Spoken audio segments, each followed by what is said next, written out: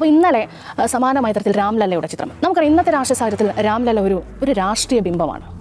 തൃശ്ശൂർ പൂരം എന്നുള്ളത് മലയാളികളുടെ ഒരു ഒത്തൊരുമയുടെ ഉത്സവം കൂടിയാണ്. അപ്പോൾ ഈ രാംലല്ലയുടെ ചിത്രം ഈ പൂരത്തിന് ഈ കുടയിൽ ഉപയോഗിക്കുന്നതിൽ ഒരു അപകടമില്ലേ?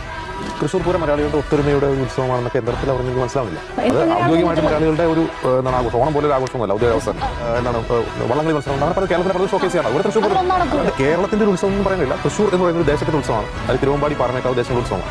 നമ്മളതിനെ അങ്ങനെ ഗ്ലോറിഫൈ ചെയ്ത് റൊമാൻറ്റിസൈസ് ചെയ്യേണ്ട ആവശ്യമൊന്നുമില്ല. ഫാക്ട് പറഞ്ഞാൽ അതാണ് അതിന്റെ സംഭവം. മറ്റൊന്ന് അതൊരു പുരുഷ ഉത്സവം കൂടിയാണ്. അത് അടിവരായിട്ട് പറയണം, അത് പുരുഷന്മാരുടെ ഉത്സവമാണ്. അവിടെ സ്ത്രീകൾക്ക് പോയിട്ട് അതൊന്നും ആസ്വദിക്കാൻ കഴിയുമെന്ന് എനിക്ക് തോന്നുന്നില്ല.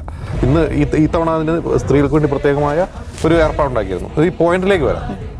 അല്ല, ഹിന്ദുക്കൾക്ക് അവരുടെ ഉത്സവത്തിൽ അവരുടെ ദൈവത്തിന്റെ ചിത്രം കാണിക്കണമെങ്കിൽ ആരുടെയെങ്കിലും അനുവാദം വേണം.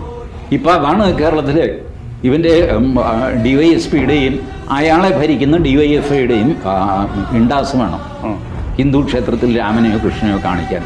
അത് നടക്കുന്ന കാര്യമില്ല. സുനിൽ, ഞാനൊരു കാര്യം പറയട്ടെ, this has come to a dead end.